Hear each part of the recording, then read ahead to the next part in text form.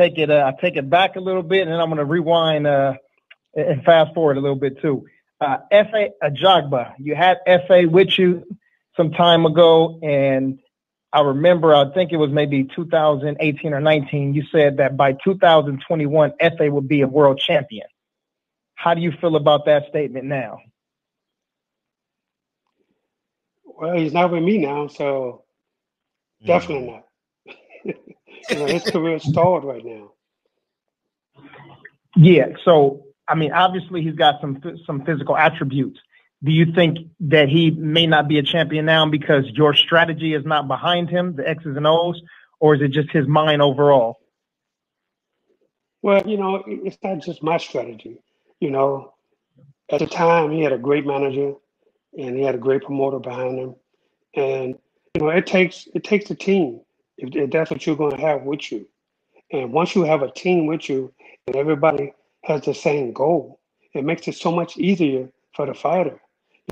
They made sure that he didn't want for anything, that everything was right there for him. And when you mess that up, then you mess your whole career up.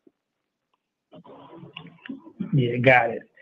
And then I want to ask you about some of the guys in your camp. I know we know the high-profile guys, but who are some of the younger guys and up-and-coming fighters, whether they're pro or amateur, that's training with you that we should look out for? I think on the pro side, I got this kid, this cruiserweight, Efe Apochi. He's from Nigeria also. He came over with Efe Ajagba. But this kid, let me tell you something. Be looking out either April the 10th or April the 17th. He's going to fight an eliminator. I don't know what network just yet, but be looking out for that kid, Efe Apochi. And then on the amateur side, I got some really good little amateur kids coming up. They're getting ready for the Nationals right now in Shreveport, Louisiana. March 26th through like April the 3rd. So, we got some good up-and-coming kids coming up too. Can you give us at least one of the names so we could start following this kid now? Oh yeah, okay. Well, I got a little lightweight named Eric Jones. This kid, he's 23 years old. He's a young kid and he's really, really good. And he's as a lightweight. And this kid, he's going to be. I think he has a future in the sport of boxing.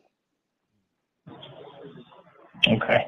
And outside of your camp, just for guys in the sport now, which one of the prospects really catches your eye? Sorry, I didn't hear the question.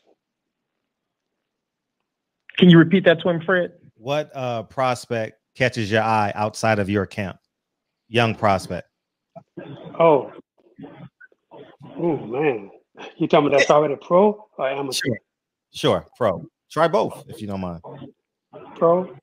Well, yeah. In the amateurs, I really don't know because I haven't seen really anybody, in the last year because of this pandemic. But outside, I like the kid Ryan Garcia. I think he's a really good fighter. I like I think the lightweight division is going to be the division that takes over in the next year or so because they got so many good fighters out there.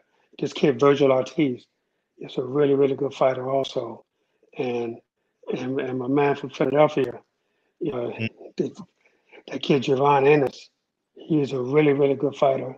And out of all the prospects, though, I like Javon Ennis probably better. I also want to ask you about Errol Spence Jr. versus Danny Garcia. I remember hearing you doing analysis on one or two shows, and you said that Errol Spence would come out on top, but you said it would be a tough fight. Now, after seeing the performance and Errol dominating Danny Garcia, what's your analysis now, and how do you think Errol Spence will fare against the rest of the division, specifically guys like Terrence Crawford and Keith Thurman?